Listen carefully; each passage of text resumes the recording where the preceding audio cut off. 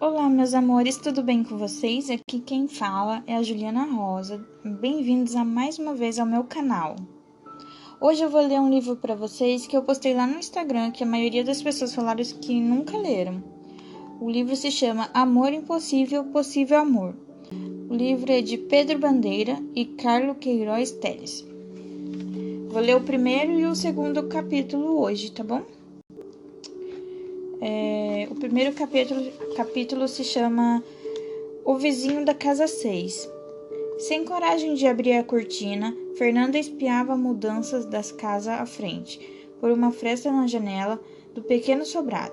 Tristeza, raiva, abandono, a menina nem sabia direito o que deveria sentir.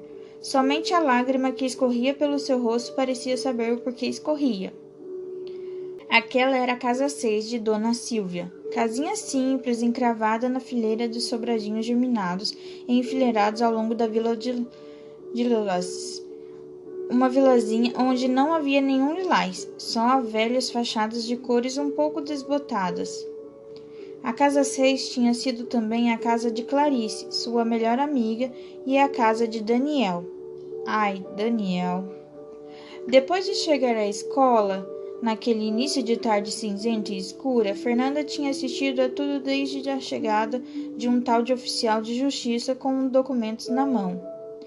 Um oficial de terno e gravata. Os oficiais não deveriam usar fardas?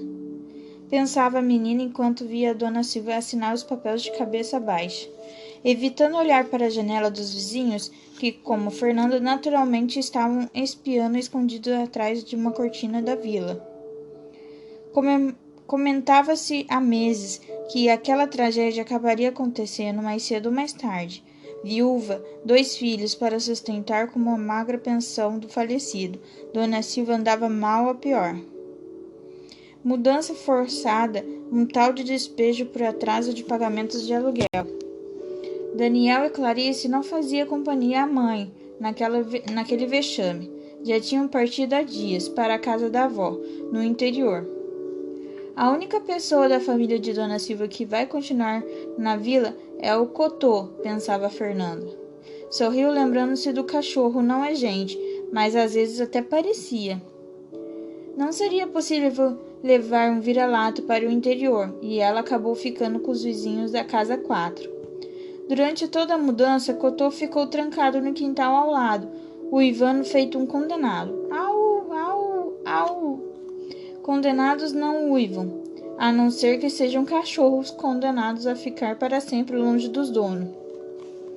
Depois de assinar os papéis, Dona Silvia aconchegou-se no casaco pesado, ergueu a cabeça por um momento, observando o motorista e o ajudante que começava a trazer as mudanças para o caminhão. Seus olhos estavam vermelhos, mas havia dignidade neles. Era um caminhão simples, desses de feira. Também a mudança era tão pequena: camas, colchões, sofá poído, mesas, cadeiras, televisão, geladeira velha, fogão, poucos caixotes e trastes de cozinha. Em meia hora a casa estava vazia e todos os pertences da família despejados amarrados com corda em cima do caminhão descoberto. O motorista subiu a boleia e buzinou, chamando a dona da mudança. Dona Silvia dava uma última olhada naquela casa onde havia morado com seus filhos por 10 anos.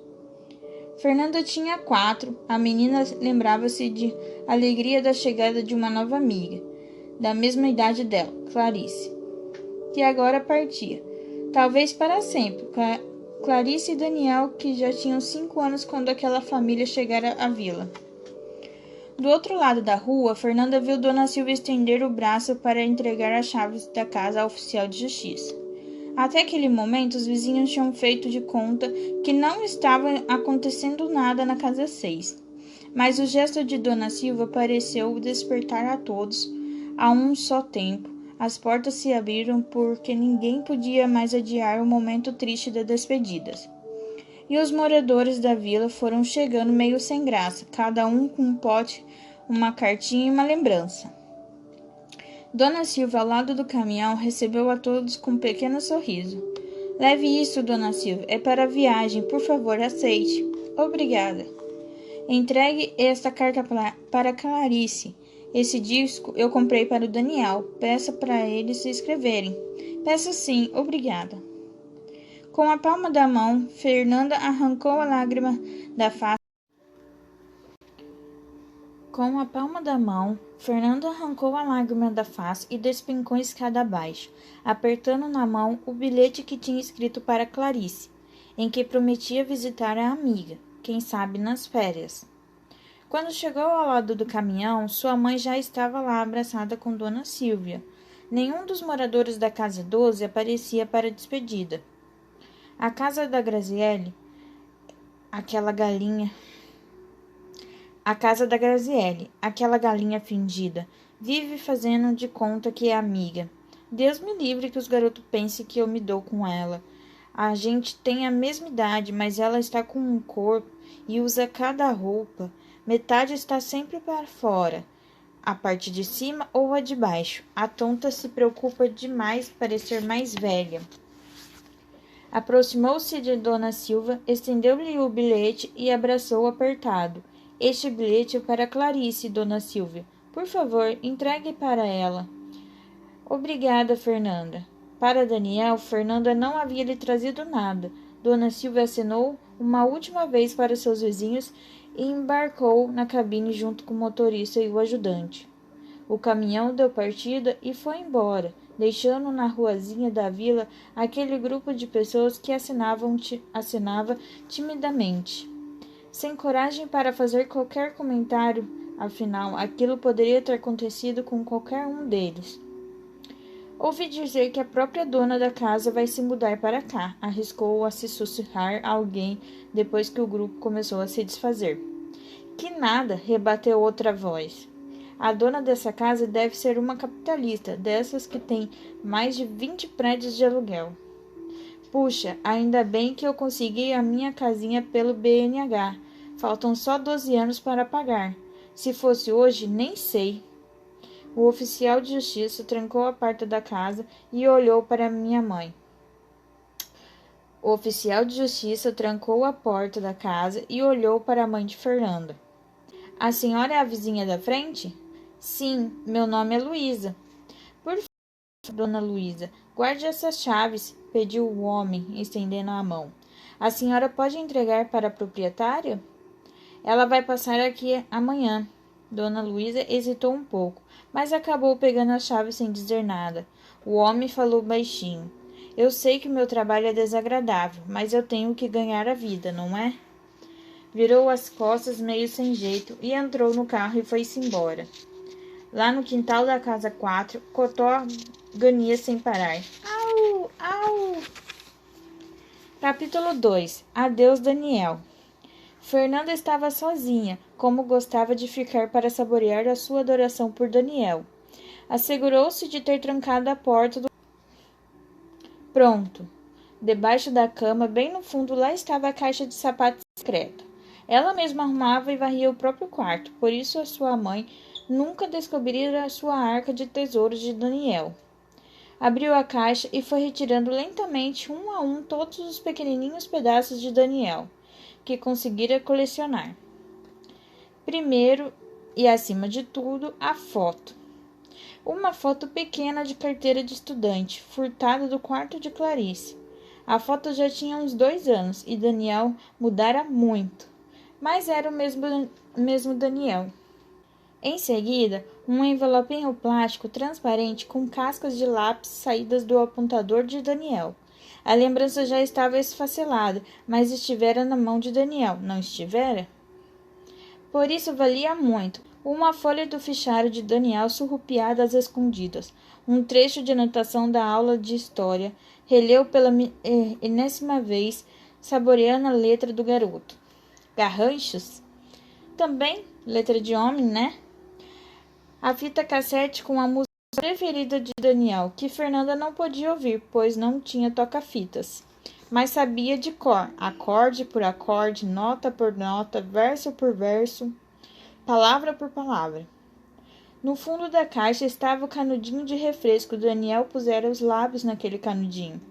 Fernanda lembrava-se perfeitamente daquele momento naquele lanche, Pegou delicadamente o canudinho como se acariciasse. Lembrou-se de uma tarde distante, os três ainda muito pequenos. Curiosos, revelaram-se mutuamente a própria nudez. E Daniel fora o primeiro menino que Fernanda vira nu, o primeiro e único. E a pequena Fernanda pudera verificar que as meninas e os meninos eram diferentes. Entre assombro e fascinação e uma ponta de frustração. Fernanda descobrira que, na ocasião, que Daniel tinha um pedacinho de carne a mais do que ela e a Clarice. Durante um bom tempo, para ela, aquele pequenininho apêndice era um atributo exclusivo de Daniel. Só mais tarde, Fernanda aprendera que todos os meninos tinham aquele penduricário igual àquele. Aquele pedacinho de Daniel deve ter mudado bastante nesses anos. Tocou os lábios na ponta do canudo suavemente, como se o beijasse. Chupou lentamente da outra ponta, só veio ar. Daniel. Arrepiou-se, como sempre acontecia ao recordar daquela tarde tão distante. Sentiu seu rosto quente, sentiu-se umedecer. Sacudiu a cabeça e deixou o canudinho sobre a cama. Recolheu mais um dos tesouros, o guardanapo de papel. O seu garoto tinha passado aquele guardanapo na boca na mesma tarde do lanche inesquecível. Beijou o guardanapo com ternura, procurando os lábios de Daniel. Pena que homens não usam batom. Nem sei exatamente aonde os lábios do Daniel tocaram neste guardanapo. Por fim, novamente, a foto. Olhar para ela trouxe novamente um vazio no estômago. Subiu e empurrou a lágrima de saudade que queria explodir. Foi a única lágrima grossa que caiu exatamente em cima da foto. O rosto de Daniel estava molhado. Ai, Daniel, será que você também está chorando por mim neste momento? Ai, por que você tinha que ser despejado? Despejaram você para longe de mim. Hora de dormir, Fernanda. Amanhã tem aula. De fora do quarto, a voz da mãe. As lembranças voltaram para a caixa e a caixa voltou para debaixo da cama. Abraçou-se ao travesseiro, apertando como gostaria de abraçar Daniel. Foi difícil adormecer. Aconchegada sobre os cobertas, os pensamentos de Fernanda vagavam em torno do despejo de Dona Silvia. Dinheiro, uns têm muito, outros têm médio e alguns tão pouco. E muitos não têm nada. Dona Silvia não tinha muito, mas dava para viver. Pagar o aluguel, sustentar os filhos, tudo com a pensão do marido, mais os doces que ela vendia. E de repente, rua. Ai, a gente também é tão pobre quanto a família da Dona Silvia. Ainda mais agora com a doença do papai. Mas voltava sempre a lembrança doida do Daniel. Dani, será que eu nunca mais vou te ver? Ai, Daniel, o garoto de quem eu sempre gostei tanto e que nunca me notou. Eu era apenas amiguinha da irmã, não é? E agora, Daniel, você nunca vai ficar sabendo. Nunca ninguém soube. Nem a Clarice. Ai, quantas vezes eu esperei um olhar seu. Um olhar diferente para o meu lado. O jeito com quem eu sempre te olhei, meu querido. Mas Fernanda sabia que isso não era verdade. Seu olhar jamais havia dado uma pista. Por pequena que fosse, que fizesse Daniel saber a sua paixão. Ninguém jamais percebeu. E agora? Você foi para longe, para muito longe, querido. E eu vou ficar aqui esperando. Esperando? Você nunca voltará, Daniel. Lentamente viu-se perdida numa mata escura e assustada. Fazia frio, muito frio, e ela estava nua à sua frente.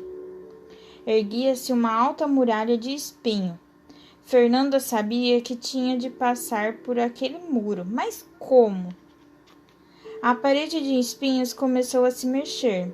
A pele nua de Fernanda arrepiou-se. Frio, medo e frio, medo e medo. Abriu a muralha de espinho, surgiu Daniel. Daniel? mas era ainda um menino de 5 anos, exatamente do mesmo modo que Fernanda tinha visto pela primeira vez. Estava nuzinho e parecia estar mais amedrontado do que ela. Fernanda olhou, admirando aquele menino. Daniel estava todo arranhado pelos espinhos, com a cara cheia de esparadrapos e metiolate. Parecia um fantasma pintado de vermelho. Fernanda queria falar com ele, saber o que tinha acontecido, mas a sua voz não saía. Tomou-se no colo, ninando como se acalmasse uma criança. Mas Daniel começou a crescer sem parar, ficando grande, enorme, mas sem modificar a sua carinha de menininho de 5 anos. Um menininho imenso, maior do que um homem feito. Assustada, Fernanda largou. O menino pôs-se de pé, sua expressão modifica-se. Era agora a expressão de uma personagem de filme de terror.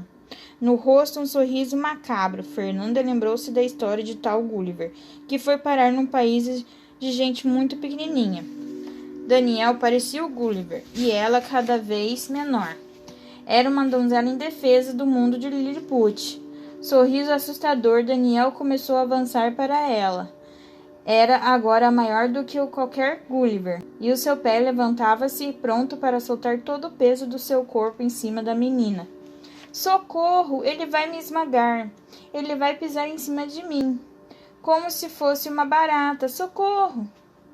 Acordou sentada na sua cama, suando com os olhos arregalados de medo, o coração pulando mais do que sapo maluco. Do quintal da casa 4, um som conhecido foi-se ouvir. Au! Au!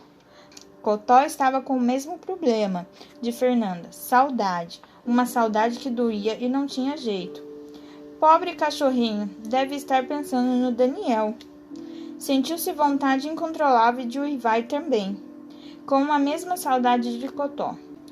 Mas as pessoas não conseguem desabafar suas dores como os cães. Acho que é mais fácil ser cachorro do que gente. No quintal da casa 4, Cotó continuava a uivar. Au! Au! Bom, gente, o capítulo 2 termina aqui. Espero que vocês tenham gostado. Desculpa mais uma vez pelas falhas, né? Com o tempo eu vou pegando jeito e é isso. Não esqueça de se inscrever no canal, deixar o seu like, comentar se tem algum livro específico que você gostaria de estar ouvindo. Eu vou trazer o restante desse livro porque ele tá bem interessante, pelo menos ao meu ver, né? Essa menininha doida pelo Daniel. Vamos ver o que vai acontecer. Então é isso, beijinhos e até a próxima.